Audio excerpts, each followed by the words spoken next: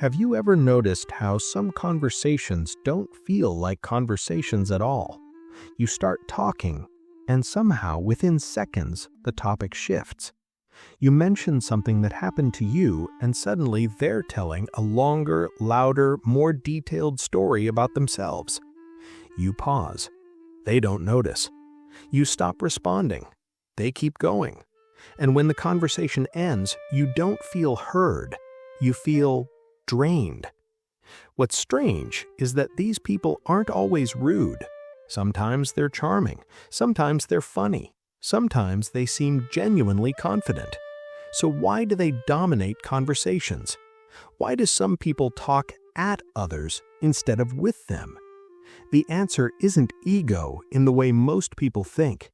It's psychology.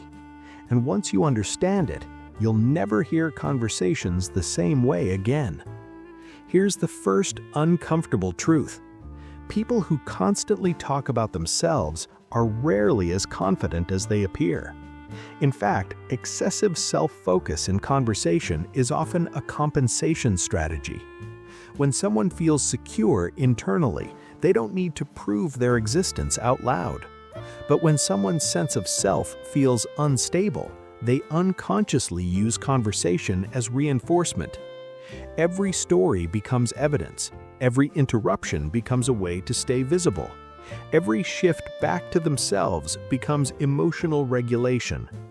Talking isn't just communication for them, it's reassurance.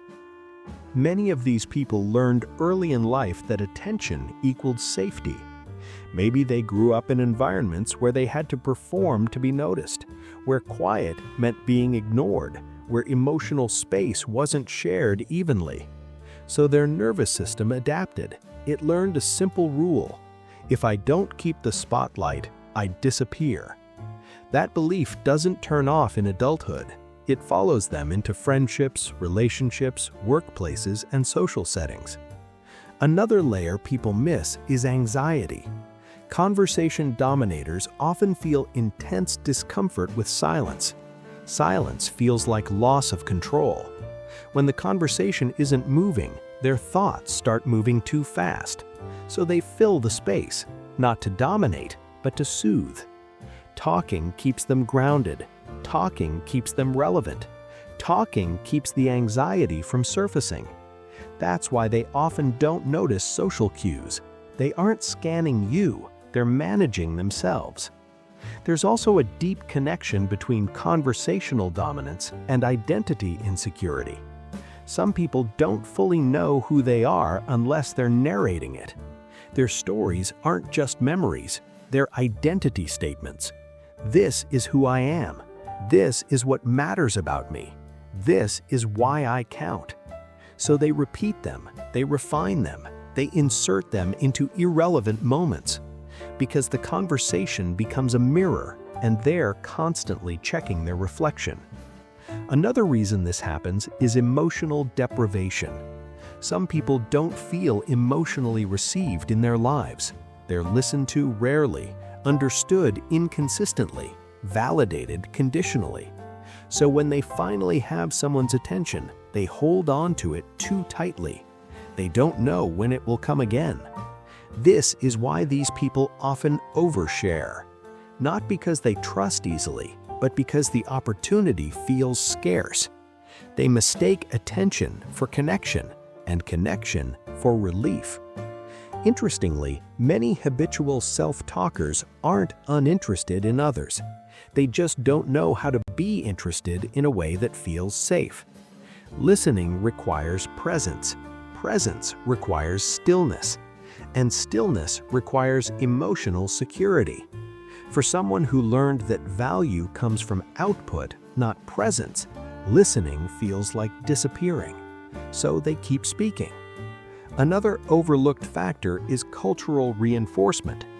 In some environments, people are rewarded for being loud, assertive, and self-promotional. Confidence is confused with volume.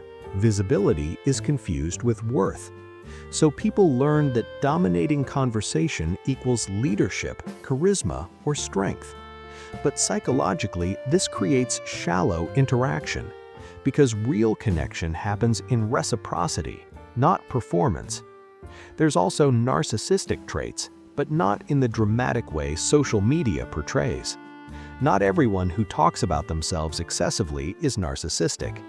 True narcissism is less common in insecurity. Most conversational dominators aren't obsessed with themselves. They're preoccupied with not being overlooked.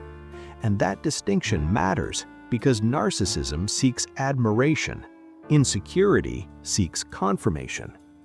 They look similar on the surface, but feel very different internally. Here's how this behavior shows up in relationships. These individuals often feel misunderstood. They complain that people don't really know them. But ironically, they rarely ask deep questions, because asking means pausing the self-narration. They can talk for hours, yet feel lonely, because they're broadcasting, not connecting. And connection requires mutual attention, not just expression. Over time, people around them begin to withdraw, not with confrontation, with quiet distance. Shorter replies, less engagement, fewer invitations. And when that happens, the dominant talker often feels rejected without understanding why.